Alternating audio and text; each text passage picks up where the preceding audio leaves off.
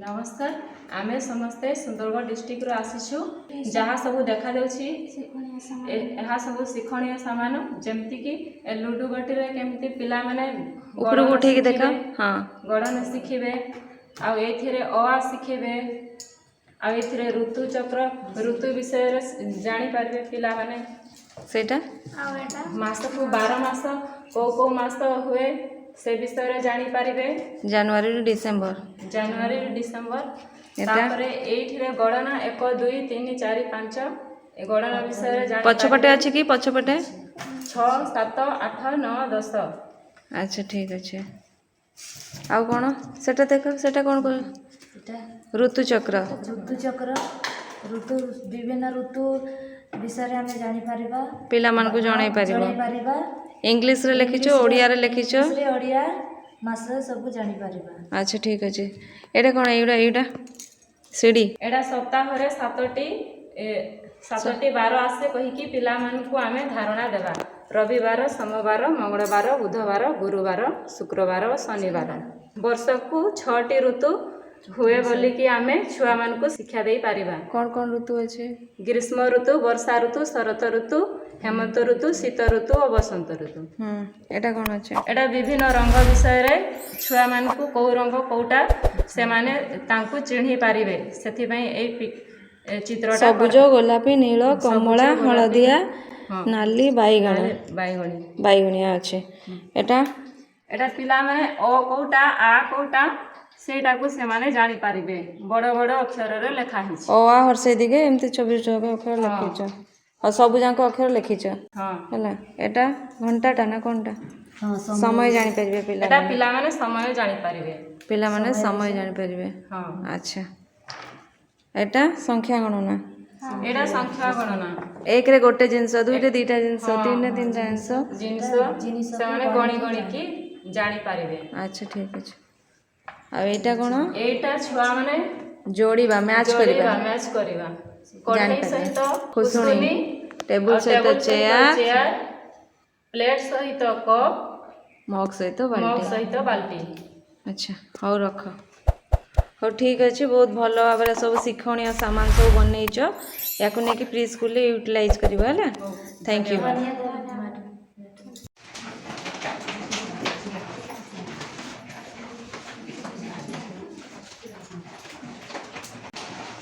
एटा कोनटा करछ घंटा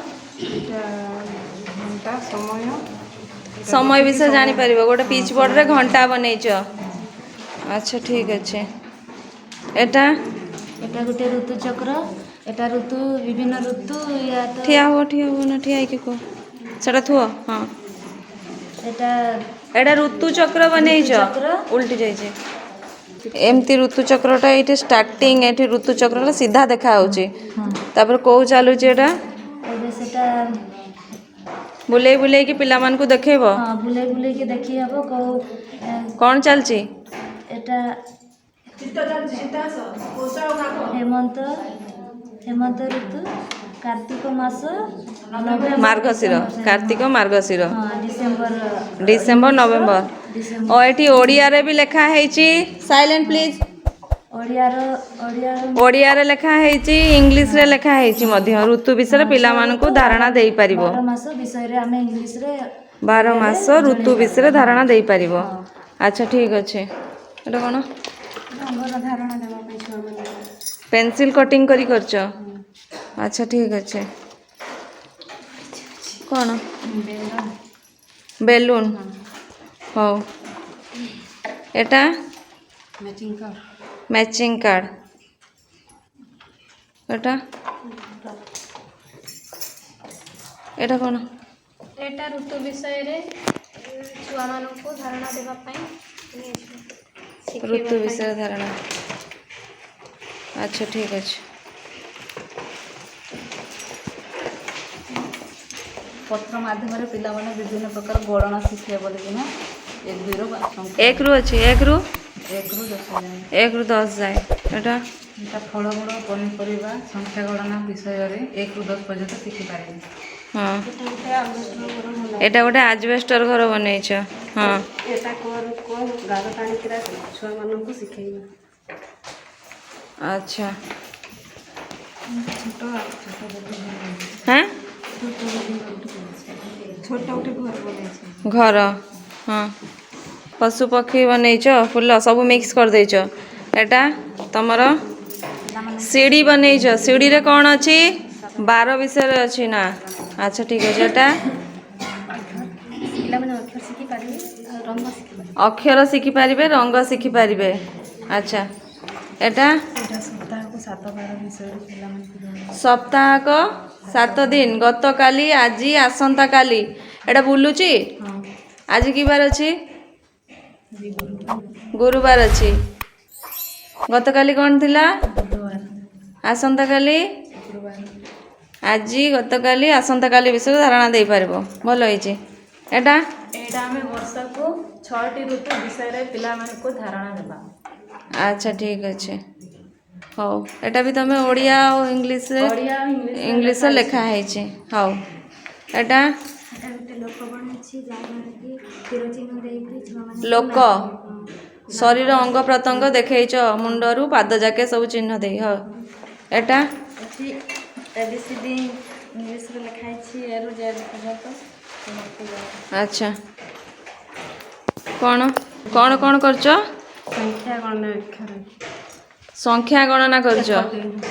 ଏକ କ'ଣ ଅଛି ଗାଇକି ଟିକେ ଶୁଣ 1 ଜନ୍ମ ମାମୁଁ ଦେଖ 2 କାଠ ଖାଏ ହୁଇ 3 ନାଚ ଦିନା 3 4 ସଂଖ୍ୟାକୁ ନେଇକି ଗୀତ ଲେଖିଛ ହେଲା ଆଚ୍ଛା କ'ଣ କରୁଛ ଛୁଆମାନଙ୍କୁ ମାସ ଜାଣିବା 12 ମାସ ଜାଣିବା ପାଇଁ ସଂଖ୍ୟାକୁ ବ୍ୟବହାର କରେ। ଗୋଟେ ଚାର୍ଟରେ କଲର୍ ପେପର୍ ଲେଖି ଜାନୁଆରୀ ଟୁ ଡିସେମ୍ବର ଯାକେ ଲେଖିଛ ଆଚ୍ଛା ଏଟା ଗୋଟେ ଘର ଆଉ ଏଠି ଶବ୍ଦ ସହିତ ଚିତ୍ର କ'ଣ କରୁଛ ଘରେ ଘରେ ଘର ଆରେ ଆତ ହଁ ଖରେ ଖଟ ହଁ ବରେ ବଗ ବରେ ବଗ ଭଲ ହେଇଛି ଏଟା ଏଟା ଇନ୍ଦ୍ରଧନୁରେ ଛୁଆମାନଙ୍କୁ ଯୋଡ଼େଇବା ପାଇଁ। ଇନ୍ଦ୍ରଧନୁ ବିଷୟରେ